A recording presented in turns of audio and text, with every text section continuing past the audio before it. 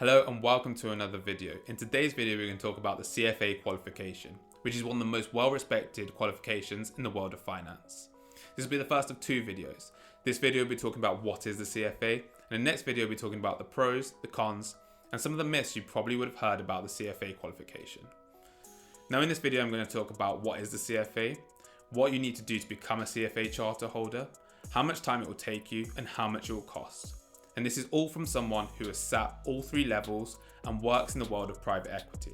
So let's get going with the video and find out more. And before we get going with the video, please make sure you hit that like button, hit that subscribe button if you haven't already, and don't forget, follow me on Instagram at Anthony Cotter Finance. What is a CFA? Well, the CFA stands for Chartered Financial Analyst, and it's a professional qualification, and it's seen as the gold standard qualification in investment analysis. And when you pass the charter holder, you will join the 167,000 charter holders worldwide. And it's widely respected in the private equity, investment banking, and asset management industries. And what's great about the CFA is you can take it once you finish formal education, meaning that whilst you're taking your CFA to become a charter holder, you're also getting real world experience at exactly the same time. So how do you become a CFA charter holder? In theory, it's quite simple.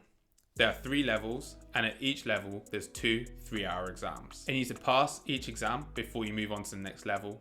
And once you've passed all 3 exams, you then just need to have gained 48 months of work experience, and then you become a charter holder, which sounds simple, but we'll discuss later how difficult the CFA actually is. So what topics does the CFA cover? Well, as you can imagine, with 2 3-hour long exams, it covers a lot of material.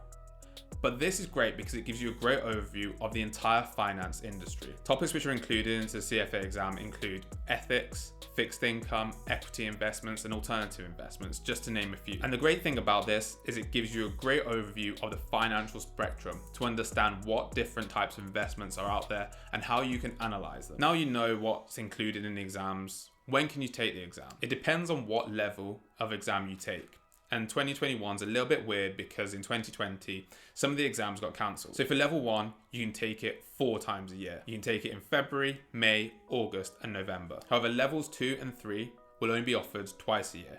Levels 2 will be offered in a window in February and August, and level 3 will be offered in May and November. This is slightly different from previous years because you could take level 1 twice a year, but you could only take level 2 and 3 once a year, which meant that if you failed one of the level 2 or 3 exams, you'd have to wait an entire year until you could take it again. Now, one thing you always have to consider is how quickly you can gain this professional qualification. So, how long will it take to gain the CFA?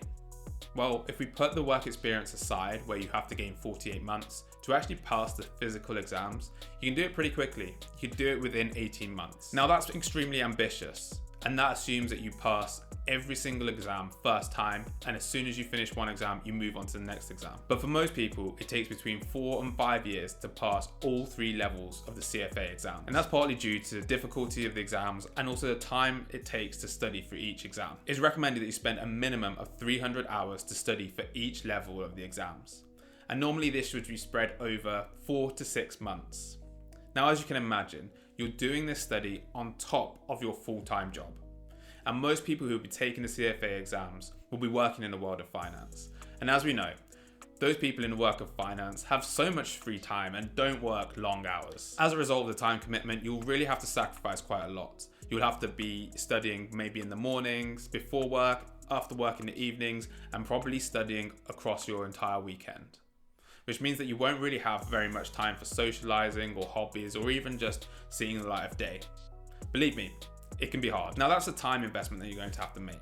But what about the monetary investment that you're going to have to put in to actually pay for these exams? Well, one of the benefits of the CFA is that it's actually relatively affordable compared to other professional qualifications. It can cost between $2,500 to $8,000 to pass all 3 exams, and that's assuming that you pass all 3 exams at the first attempt and you don't do any retakes. That's because there's a one-off fee of $450, then each level costs between $700 and $1,000 to take, and that is paid directly to the CFA Institute. And for that, you'll get entrance to your exam and also the CFA Institute study materials. Now that's just the CFA Institute's own materials. However, there are a number of providers out there that help you study along the way. And these are the likes of Wiley or Kaplan Schweizer. I'll put links to those guys in the description below so you can have a look and decide which one works for you. These providers really help you study for the exams. That's because the CFA Institute information is incredibly dry and long-winded. These guys will really boil it down to the essentials and help you with plenty of practice questions and plenty of materials which actually help you become better prepared for the exam. Now, these things, as you can imagine, aren't cheap, and there's different tiers available, but they can cost from anything between £800 to £2,500, which is $1,000 to about $3,000. Now, this might sound a lot, but these materials really help you because you need to understand how difficult the CFA actually is. Believe me, the CFA exams are hard. There's so much information that is covered in each of the 10 topics which are tested in your CFA exams, they can be overwhelming.